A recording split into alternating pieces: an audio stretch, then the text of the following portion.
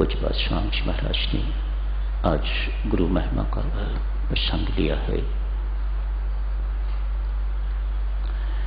बहुत कठिन भूमिका है साधुजनों। गुरु महाराज ने कैसी कृपा की है। स्वामी जी महाराज ने जिस वक्त हमें नाम दान देते हैं उस वक्त मंत्र के साथ, राम मंत्र के साथ अपना आत्मिक बल भी देते हैं।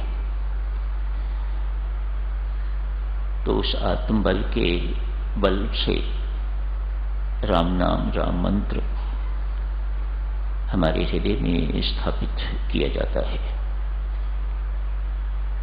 संत महात्मा कहते हैं कि गुरुमुख से निकला हुआ शब्द, ये राम शब्द, नामदान, राम मंत्र जिसे कहा जाता है, गुरुमुख से जब निकलता है तो इतना शक्तिशाली होता है उनके आत्मबल के कारण कि हृदय में वास कर जाता है। संत महात्मा उदाहरण देते हैं। पीपल का पेड़ आप लोगों ने देखा है, बाहर लगे हुए हैं। इनका फल कहिए, जो भी कहिए, तो छोटे छोटे दाने नीचे गिरते हैं। वट वृक्ष के थोड़े बड़े होते हैं। इस पीपल के पेड़ के इतने छोटे छोटे होते हैं, काले काले लाल लाल रंग के। कहते हैं वे फल जो कुछ भी है, कितनी देर भी क्यों ना पड़ा रहे, उसे कुछ नहीं होता।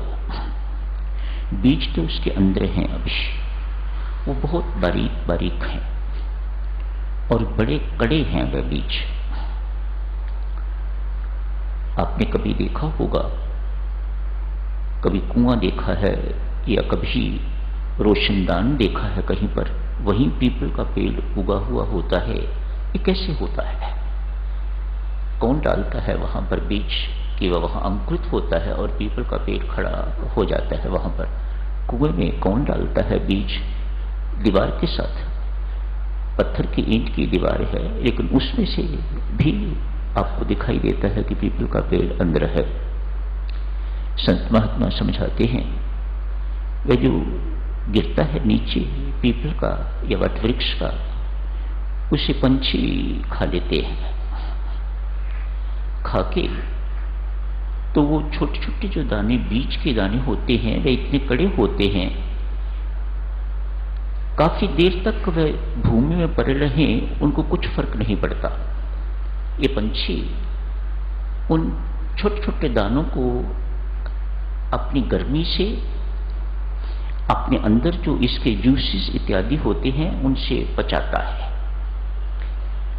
जो हार्ड शेल होता है उसको वह फोड़ता है, तोड़ता है, और फिर गोबर के रास्ते या बीट के रास्ते जब वो बाहर आते हैं तो वो बीट कहीं भी कर सकते हैं या गोबर कहीं भी कर सकते हैं। तो जहां कहीं वह पड़ता है तब बीज अंकुरित होने योग्य हो जाता है। जिस प्रकार पंछी ये मेहनत करता है, इस प्रकार साधक स्वरूप गुरु मेहनत करके तो अपने मुख से राम नाम, राम मंत्र देता है। साधक के लिए सब कुछ बहुत आसान करके तो गुरु देता है। कल साधक सुनो इस वक्त जबलपुर में था। कुछ एक घटनाएं वहां की जो मेरे लिए स्मरणीय हैं, मुझे अच्छी लगी। वे कुछ एक आपकी सेवा में प्रस्तुत की जा रही हैं। सुबह 5 बजे मुझे नर्मदा जी के गोद में ले गए। वहां स्वामी जी महाराज के बहुत से शिष्य जजेस हैं। They make me feel very big. मेरे आगे पुलिस वालों का मोटरसाइकिल होता है, पीछे, उनके पीछे एक चीफ जुडिशियल मजिस्ट्रेट की गाड़ी होती है। सब लाल बत्तियां जलती होती हैं। उनके साथ सिपाही भी बैठे होते हैं इत्यादि इत्यादि, रास्ता साफ करवाने के लिए। उसके बाद जिस गाड़ी में मुझे बिठाया हुआ होता है वह भी जज साहब की ही होती है। पीछे एक और गाड़ी भी होती है। मध्य प्रदेश में साधक जनों, जिस गाड़ी में मैं बैठता हूं, जैसे स्वामी जी महाराज की परंपरा है, किसी नारी को बैठने की वह इजाजत नहीं देते। ऐसा उनका हिसाब किताब है। वह अपनी पत्नी भी क्यों ना हो, वह भी कहीं पीछे गाड़ी में बैठेगी। जिस गाड़ी में मुझे बिठाते हैं उसमें किसी नारी को वह नहीं बिठाते। ये सारे मध्य प्रदेश में इस प्रकार का है। हरियाणा में भी ऐसा ही है। पंजाब में कहीं कहीं ऐसा कर लेते हैं। बाई एंड लार्ज जिस गाड़ी में मुझे बिठा वह बड़े कट्टर हैं, मूलचंगी साथ होते हैं। सो परंपरा को पूरी तरह से बना के रखते हैं। मूलचंद की पत्नी भी अगर साथ हो तो वो साथ नहीं बैठ सकती, किसी पिछली गाड़ी में बैठेगी। पिछली गाड़ी में कुछ महिलाएं, एक तो जजेस साथ बैठे हुए, 3-4 गाड़ियां होती हैं। धुआंधार एक स्थान है, वो दिखाने के लिए मुझे ले गए थे। नर्मदा का जल जोर से नीचे आता है और संगमरमर की चट्टानें हैं, उनके साथ वो पानी टकराता है तो उससे धुआं सा निकलता है, मिस्ट निकलती है।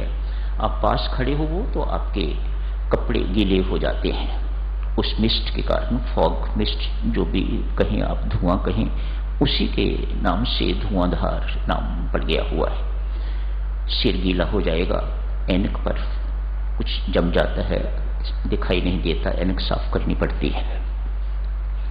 वहीं स्नान किया, कुछ छोटी सी जगह का प्रबंध कर दिया।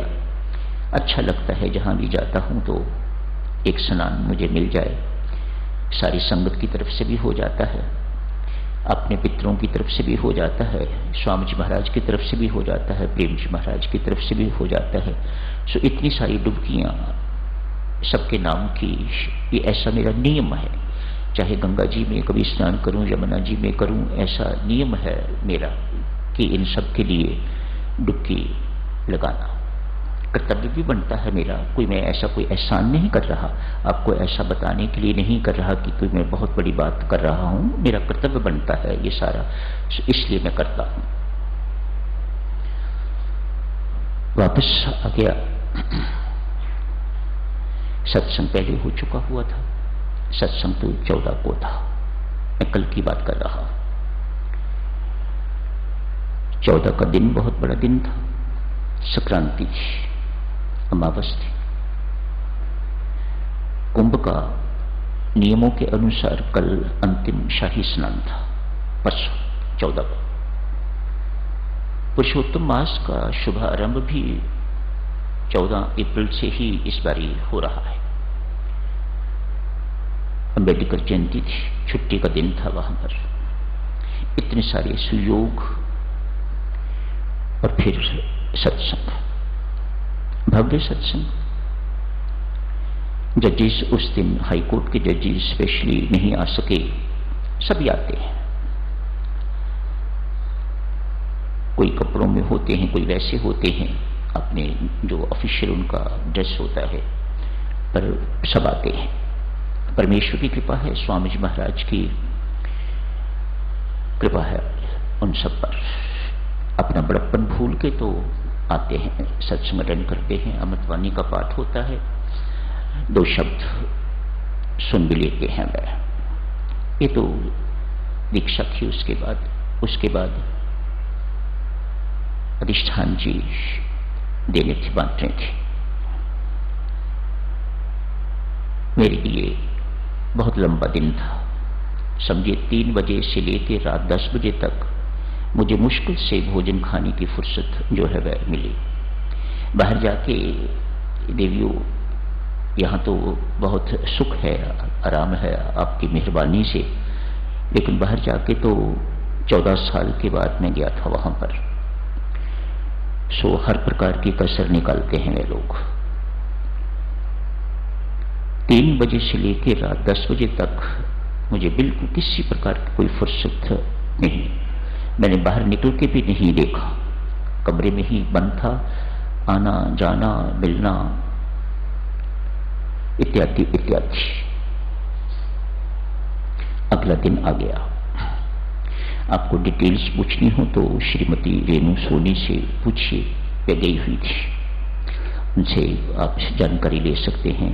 अजय खुराना साथ थे, वंदना जी, इनसे पूछना चाहें इनसे पूछ लीजिएगा, ये आपको डिटेल्स बता देंगे। मुझे इन डिटेल्स का पता नहीं होता। 15 थी, एक दो सज्जन मैसेज भेजा कि हम अमुक स्थान से जजेस हैं, जूनियर जजेस हैं, चाहे जूनियर हैं चाहे सीनियर हैं, जजेस हैं। हमें 10 बजे हर हालत में जहां हम ट्रेनिंग के लिए आए हुए हैं वहां पहुंचना है। 2 मिनट हमें मिल जाए तो मेहरबानी होगी। नवल साहब आप जानते ही हैं, वह पर्दा उठाने वाले, जैसे यहाँ पर्दा बड़ा शौक है लोगों को पर्दा भी उठाने का। मुझे नहीं पता था कि they feel so big in it, पर्दा उठाने में भी अपना बड़ा वो इस प्रकार का समझते हैं, बड़े प्रसन्न होते, बड़ी खुशी से। उनको अप्रोच किया, आ गए मेरे पास। मैं पूछा कल सत्संग में क्यों नहीं आए आप लोग? कहा जब हम ट्रेनिंग पर आते हैं तो हमें छुट्टी नहीं दी जाती, बहुत कोशिश की, उसके बावजूद भी वे माने नहीं। छुट्टी वाले दिन भी छुट्टी नहीं मिलती। कल छुट्टी का दिन था, 14 को छुट्टी का दिन था, गस्टेड हॉलीडे, लेकिन छुट्टी नहीं थी, इसलिए आज आए हैं। और आज भी 10 बजे वहां पहुंचना है, इसलिए हुआ। एक सज्जन दीक्षित थे, दूसरों ने दीक्षा लेनी थी। चारों लोग शायद 2 मई को दीक्षा के लिए सब आए थे। जिन्होंने मुझे प्रभावित किया वे 2 सज्जन इस प्रकार के हैं। गाड़ी यहां से चल के कटनी पहुंची तो वहां रेलवे स्टेशन पर, कटनी बहुत बड़ा जंक्शन है, वहां पर अनेक सारे पुलिस कर्मचारी जहां मैं बैठा हुआ था वहां आ गए। मूलचंद ये साथ बैठे हुए थे, अजय, वंदना, ये सभी थे वहीं पर। बड़े चकित कि ये पुलिस कर्मचारी यहां कैसे आ गए हैं। हाथ में एक पानी की बोतल पकड़ी हुई, मिनरल वाटर की, पूछ रहे हैं चाय इत्यादि, कॉफी क्या लेके आए। तो मूलचंद जी ने पूछा कि आप कौन हैं, कहां से आए हैं, क्या बात है? कहा जी हमें जबलपुर रेलवे एसपी साहब का फोन आया है, मेरे गुरुजी आ रहे हैं, ये सीट नंबर है, ये बर्थ नंबर है, जाओ दर्शन भी करो और किसी चीज की जरूरत हो तो जरूरत भी पूरी करना। तो गुरुजी कौन है? मूलचंद जी से पूछा, गुरुजी कौन है एसपी साहब के? ना हमें पानी की जरूरत थी, सब कुछ था। मूलचंद जी ग्वालियर से नाश्ता लेके चले हुए थे। स्टेशन पर पहुंचा तो जबलपुर, तो पता लगा कि ये एसपी साहब हैं। तो उनका धन्यवाद किया कि आपके एम्प्लॉइज कटनी मिले थे। आंखों में आंसू, अभी तक उन्होंने दीक्षा नहीं ली हुई थी, 14 को दीक्षा ली, पर मुझे उनका चेहरा बार बार याद आए, मैं उन्हें भुला ना सकूं। मिलने के लिए बाहर रुके, देखा कि बहुत रश है तो चले गए, रुके नहीं। 15 को मैंने किसी को रिक्वेस्ट की कि मुझे एसपी साहब से मिलना है, तो आ गए, तैयार बियार होके सिविल ड्रेस में आ गए। कहने लगे, आंखों में आंसू थे, जो कल पाया है वह पाने के लिए ये उनकी सबसे पहली बात थी।